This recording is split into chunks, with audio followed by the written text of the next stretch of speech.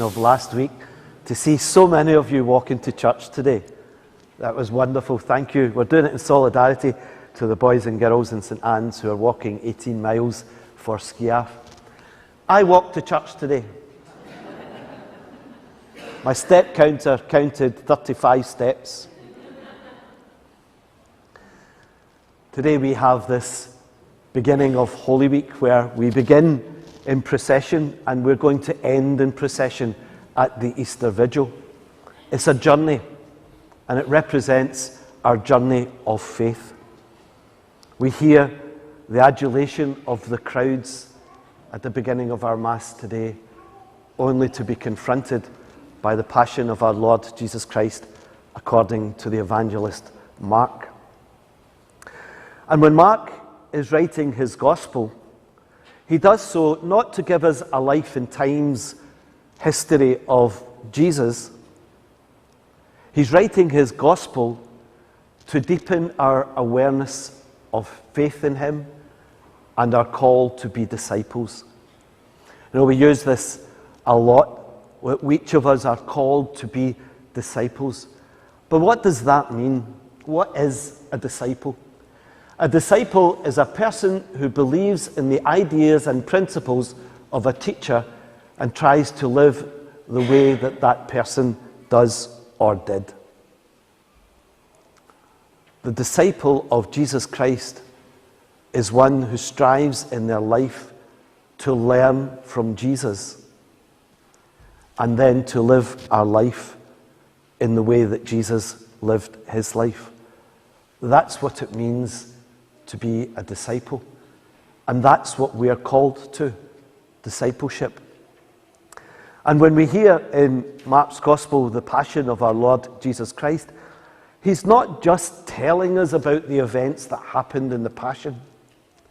He invites us to immerse ourselves in that story, to put ourselves in there, and to see the people that are brought out in the story, to help us to associate with those people, to reflect on where our life is on our faith journey.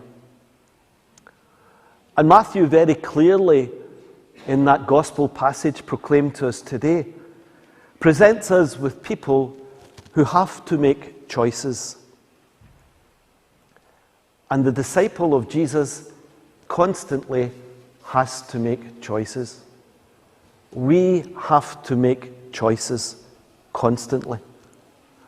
And the choices are stark in the gospel today.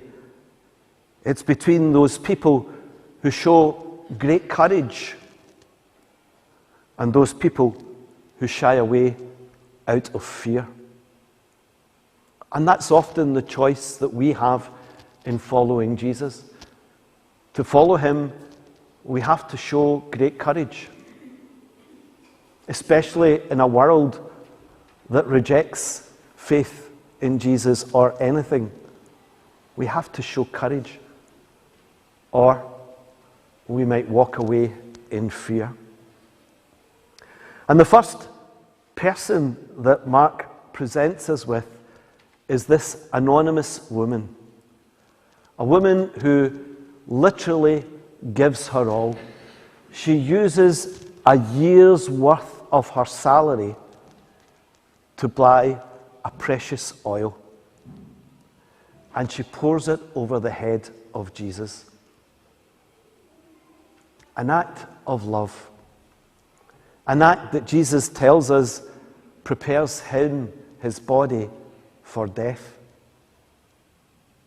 This woman is an anonymous woman who just shows us an example of total love, of total sacrifice, a year's salary to buy this oil, which she pours over the head of Jesus. You can imagine the guests at dinner. They look on this woman. They wonder, what is she doing? And we're told that some of them are disgruntled by the fact that she uses this precious oil in this way. And so we're presented with the second character, one of the 12, one that Jesus has chosen to come and to follow him. Judas Iscariot is so disgusted at the amount of money spent on this oil that he leaves and goes out and makes a pact with the devil to bring about the death of Jesus.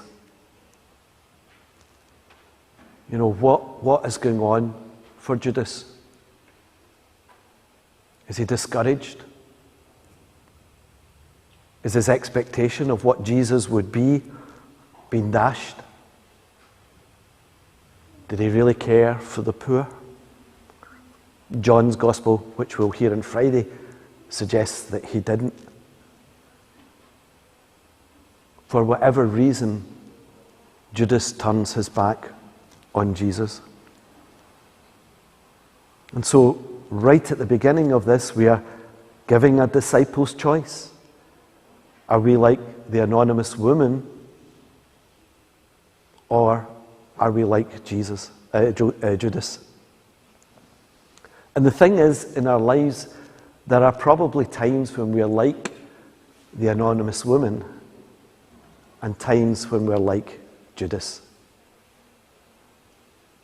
Then we come to the third person in this drama. And this is perhaps more serious. It's Peter himself. You know, when Judas betrayed Jesus, he was only hastening what was going to happen anyway. But when Peter denied Jesus, this was personal. You know, Peter is loved by Jesus. He is chosen by Jesus. Jesus wants him to be the one who sustains the faith of the others. He wants him ultimately to be the leader of his church. You know, Jesus invested a lot in Peter. And we hear when Jesus talks about how the disciples' faith is weak and they'll fall away. You know, Peter gets up and says, they might all fall away, but I won't. I'll be there, thick and thin of it. You know, and how shallow are those words? A few lines later, Peter couldn't even stay awake to pray for his friend.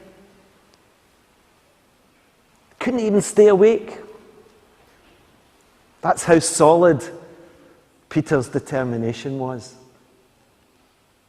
And then ultimately, he denies that he even knows Jesus. He doesn't want to have anything to do with him. Jesus chose Peter. And Peter let him down. But here, the thing is, in all of these characters, Jesus is portrayed as one who doesn't let them down. And then we come to the third figure in this story of the Passion. And this figure's a really strange figure. It's a young man. Again, we don't know his name. And in the crowd that's arresting Jesus, this young man flees for fear. And someone grabs his cloak and it falls off him and he runs away naked, we're told. What is that all about? The cloak that the young man is wearing represents the robe of baptism. That in his fear, the man runs away and disrobes himself of his dignity as a disciple.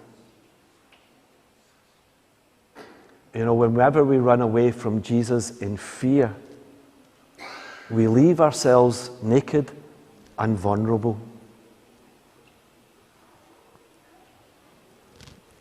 And we contrast that with the words of Jesus at the Last Supper, when he says, "Take it, this is my body." Jesus gives himself totally, unconditionally, in love for you and for me. All Lent, during Mass, we have been praying the surrender prayer. Jesus, I surrender myself to you. Today, I invite you to join with me in this prayer. Oh Jesus, you surrendered yourself for me. Oh Jesus, you surrendered yourself for me. Oh Jesus, you surrendered yourself for me. You have taken care of everything.